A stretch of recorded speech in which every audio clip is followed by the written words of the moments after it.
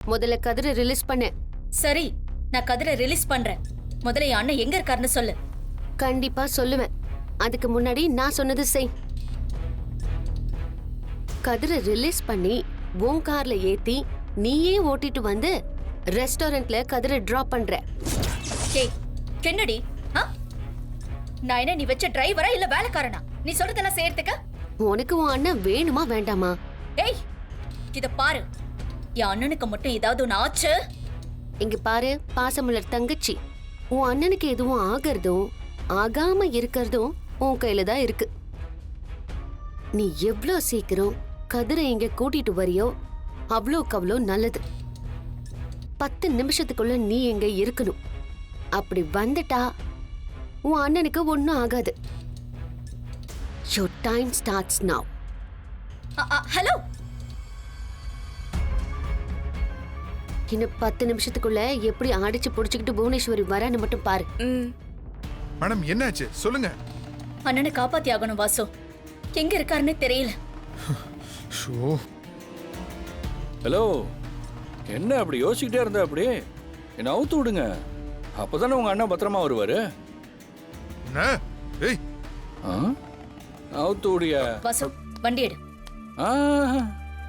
இதெல்லாம் வேலைக்கு ஆகாது. மாயா என்ன சொன்னா?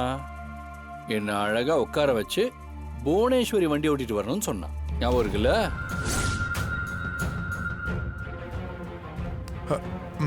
மேடம்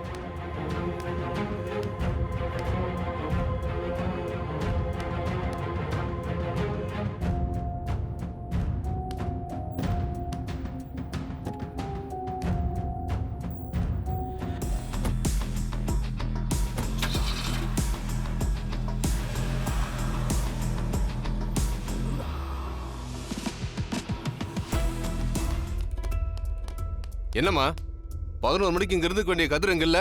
10 நிமிஷம் கேட்டீங்க, அப்பவும் வரல. ஹையர் ஆபீசர் கேட்டா என்ன சொல்றது? இன்னும் அங்க ஆளை காணோம். என்ன நினைச்சிட்டு இருக்கீங்க? சார் 2 மினிட்ஸ் சார், வந்துருவாரு. 10 நிமிஷத்துல வராதவரு 2 நிமிஷத்துல வந்துருவாரா? அப்ப அவர் ஏதோ தப்பு பண்ணிருக்காரு. அப்படின்னா அவருக்கும் டெரரிஸ்ட் குரூப்புக்கும் ஏதோ தொடர்பு இருக்கு. அதனாலதான் அவர் இன்னும் விசாரணைக்கு வராம பயந்து ஒளிஞ்சுக்கிட்டு இருக்காரு. சார், கதிர் அப்படிலாம் பண்ற ஆள் இல்ல சார். பின்ன ஏன் அவர் இங்க இல்ல? இங்க விசாரணைக்கு வராம ஏன் தலைமறைவா இருக்காரு? அப்ப என்ன அர்த்தம்? அவர் மேல எந்த தப்பு இல்லைன்னா சிங்கம் மாதிரி இங்க வந்து உட்கார்ந்துருக்கலாம்ல. நாங்க என்ன பண்ணிட போறோம்? 4 கேள்வி கேட்க போறோம், அதுக்கு பதில் சொல்ல வேண்டியதானே? சார் வந்துருவாரு சார். இதே விஷயத்தை தான் நீங்க ரெக்கார்டர் மாதிரி திரும்ப திரும்ப சொல்லிட்டு இருக்கீங்க.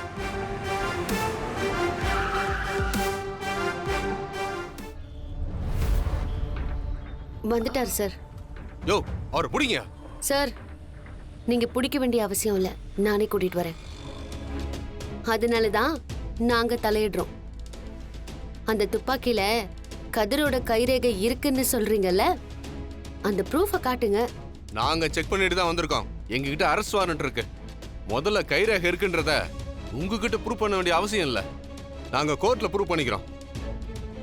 ஆனா நீங்க எங்களுக்கு ப்ரூவ் பண்ண வேண்டிய அவசியம் இருக்கு. என்னம்மா சொல்ற நீ? நீங்க எதை வச்சு கதிரோட கைரேகை இருக்குன்னு சொல்றீங்களோ அதே மெத்தட்ல அது கதிரோட கைரேகை இல்லைன்னு நாங்க ப்ரூவ் பண்றோம் சார். ஆபீசர்ஸ் மேடம்,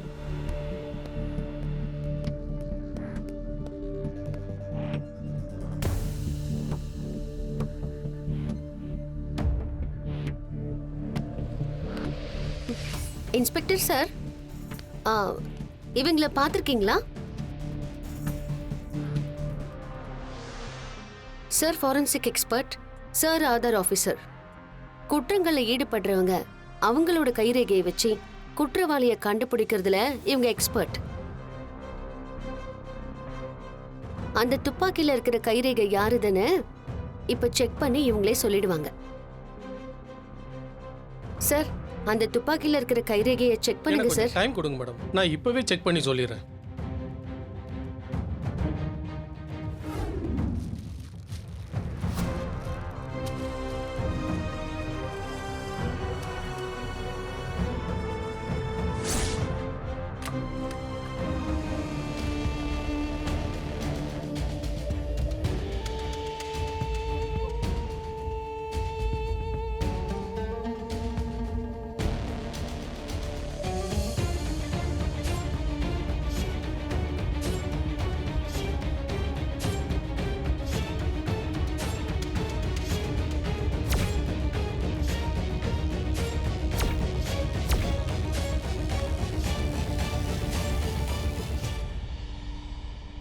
சார், அந்த துப்பாக்கியில இருக்கிற கைரேகை யாரோடதுன்னு தெரிஞ்சிரும்ல?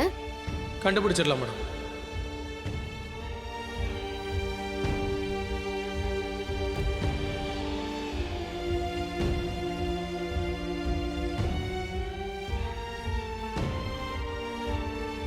பாத்தீங்களா, மேட்ச் ஆயிடுச்சு. நாங்க முறைப்படி தான் செக் பண்ணிருக்கோம். ஏதோ பணம் வாங்கிட்டு அப்படி இப்படின்னு சொன்னீங்க. சார், ஒரு நிமிஷம் இருங்க. சீன் முடியறதுக்கு முன்னாடி சீன் போடாதீங்க. எந்த பேரு மேட்ச் ஆகுதுன்னு பாருங்க.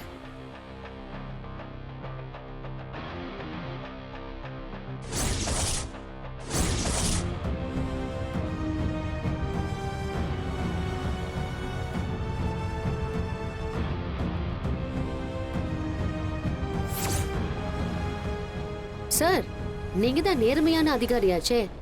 அப்ப நடந்த துப்பாக்கி சூட்டுக்கும் பசுபதிக்கும் சம்பந்தம் இருக்குன்னு தானே அர்த்தம்?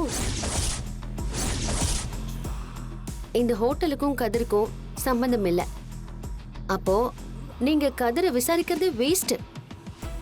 நீங்க என்ன பண்றீங்க, உடனே புவனேஸ்வரி வீட்டுக்கு போயிட்டு அவங்க அண்ணன் பசுபதி எங்க இருக்கான்னு கண்டுபிடிச்சு அவனை விசாரிங்க.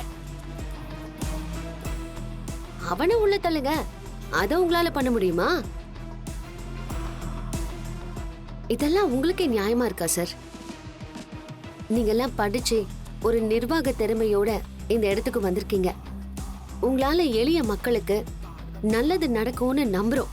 ஆனா நீங்க கேவலமான சில பணக்காரங்க கொடுக்கிற காசுக்கு வால் ஆட்டிக்கிட்டு நீதிய விக்கிறீங்க. இவ்ளோ விஷயம் தெரிஞ்ச எங்களையே நீங்க ஏமாத்தும் போது ஒண்ணுமே தெரியாத அப்பாவி ஜனங்களை நீங்க என்னெல்லாம் பண்ணுவீங்க? உங்களை கையெடுத்து கும்பிடுறேன் சார். மக்களுக்கு நல்லது பண்ணுங்க. அதே நேரத்துல நான் உங்களை எச்சரிக்கிறேன். நானும் ஒரு லாயர் சார். உங்க மேல கேஸ் போட்டு உங்க வேலையில இருந்து உங்களை தூக்க முடியும். ஆனா உங்களுக்குன்னு ஒரு குடும்பம் இருக்கும். நான் அவங்கள பத்தி தான் யோசிக்கிறேன். நீங்க திருந்துறதுக்கு ஒரு வாய்ப்பு கொடுக்கறேன். நீங்க திருந்தி யாருக்கெல்லாம் நீதி கிடைக்கலையோ அவங்களுக்கு உதவி செய்யுங்க. ஒரே ஒரு தடவை உதவி பண்ணி பாருங்க. அதுல கிடைக்கிற ஆத்ம திருப்தி வேற எதுலயுமே கிடைக்காது. எங்களை மன்னிச்சிருங்க மேடம். நாங்க பண்ணது தப்பு தான். ப்ளீஸ், இனிமே அப்படி பண்ண மாட்டோம்.